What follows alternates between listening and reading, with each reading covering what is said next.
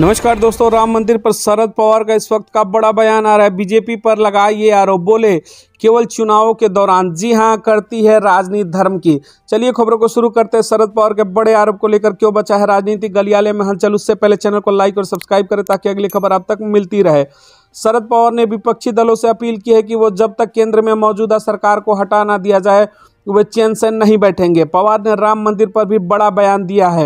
NCP के अध्यक्ष शरद पवार ने शुक्रवार को समान विचारधारा वाले विपक्षी दलों से आग्रह किया कि जब तक केंद्र में मौजूदा सरकार को हटा ना दिया जाए वे चैन से नहीं बैठेंगे।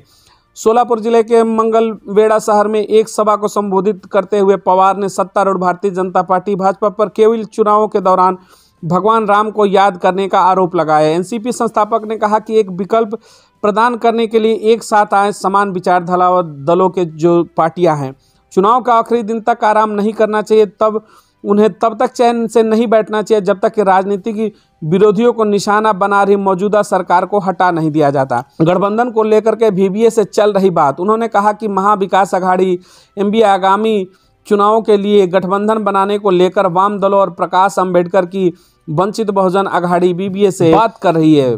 MBA में शिवसेना, UBT, NCP और कांग्रेस शामिल है। अयोध्या राम मंदिर के बारे में पूर्व केंद्रीय मंत्री ने कहा कि उन्हें भगवान राम के प्राण प्रतिष्ठा समारोह के लिए निमंत्रण मिला है, लेकिन यह निमंत्रण कार्ड दिखाता है कि केवल विशिष्ट राजनीतिक दल और संगठन ही इस कार्यक्रम का मुख्य आकर्षण है।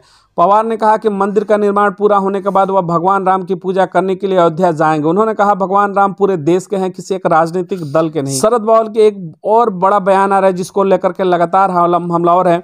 पवार ने कहा कि पूर्व प्रधानमंत्री राजीव गांधी ने राम जन्मभूमि का ताला खोलने का आदेश दिया और अयोध्या में राम मंदिर का शिलान्यास किया। जैसा कि कार्यक्रम में पिछले वक्ताओं ने अपने भाषणों के दौरान पवार की उम्र का जिक्र किया। एनसीपी संस्थापक ने कहा उम्र में क्या है, जो महत्वपूर्ण है वह विचारधारा है।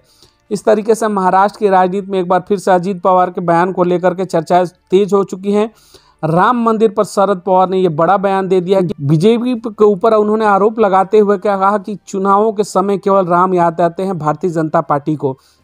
भारतीय जनता पार्टी के प्राण प्रतिष्ठा के जिस तरीके से राम मंदिर में प्राण प्रतिष्ठा का कार्यक्रम, उन्होंने कहा कि भारतीय जनता पार्टी के लोग इसे चुनावी माहौल बना रहे हैं और भारतीय जनता पार्टी का यह कार्यक्रम लग रहा है। हम रामलला के दर्शन करेंगे लेकिन मंदिर बनने के बाद। इस तरीके से भारतीय जनता पार्टी को राम के नाम पर फिर से घेरते हुए और राम के नाम पर राजनीति के नाम पर घेरते हुए फिर से शरद पवार नजर आ रहे हैं अपने बयानों को लेकर के। महाराष्ट्र में उनको बयानों को लेकर के चर्चाएं शुरू हो चुकी हैं, राजनीतिक माहौल गर्म हो चुका है। इन तमाम खबरों पर कमेंट सेक्शन में आप भी अपने विचार रखिएगा। 24 के चुनाव में प्रमुख मुद्दा क्या होने वाला है। मिलेंगे अगली खबरों के साथ, बने रहेगा हमारे चैनल के साथ। बहुत बहुत धन्यवाद। जय हिंद।